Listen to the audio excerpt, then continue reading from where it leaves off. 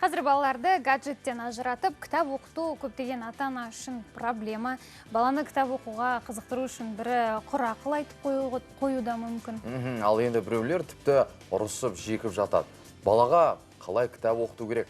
Маржан Нүсіпбек айтып береді. Баланың ең бірінші ұстазы ата-анасы. Туғаннан бастап бар іс-әрекеті тек сол екі жанның бақылауында болады. Баланы түрлі іске баулуда ата-ананың мойнында. Егер жетістікке жетіп, білімді ұрпақ болса, еңбектің ақталғаны. Ал ондай дәрежеге жету үшін балаға көмектесетін бірден бір құрал кітап. Бірақ қазіргі техника заманында жеткіншекке кітап оқыту қиындап бара жатқаны жасырын емес.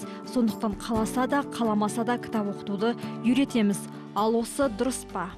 Балаларды ерте жастан үлкен тақырыптағы түсініксіз кітаптарды оқыту өзінше зиян келтіреді. Сондықтан оның балаларды кітап оқытқанда да жас ерекшелігін ескерген өте дұрыс. Мысалы, балаларды ұзақ уақыт тынымсыз кітап оқытып қою мүлдем пайдалы емес. Себебі балаларды 5 минуттан артық емес, қысқа, жеңіл, бірақ күніне 2-3 рет қайталатып оқытқан өте пайдалы. Бала кітап оқуды үйрене бастаған кезден-ақ ата-ана кітапты құрметтеуге, оны сүюге бейімдей алады.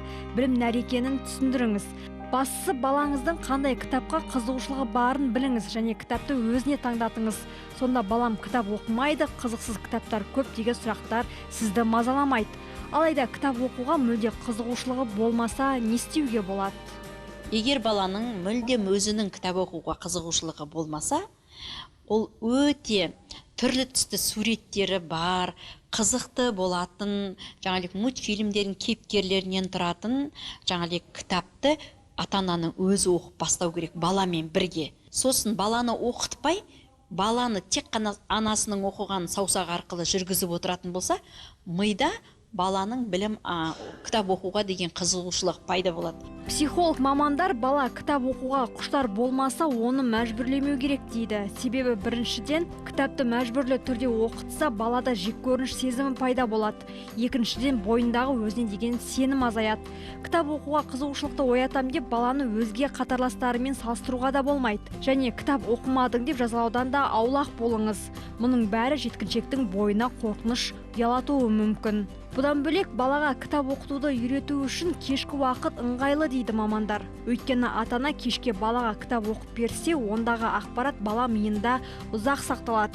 Әрі уақыт өте әріп таныған бала сол кітапты оқуға өзі-ақ құштар болады. Маржан Нүсіпбек, Дастан Әлішев, арнайы Қайырлы таң үшін.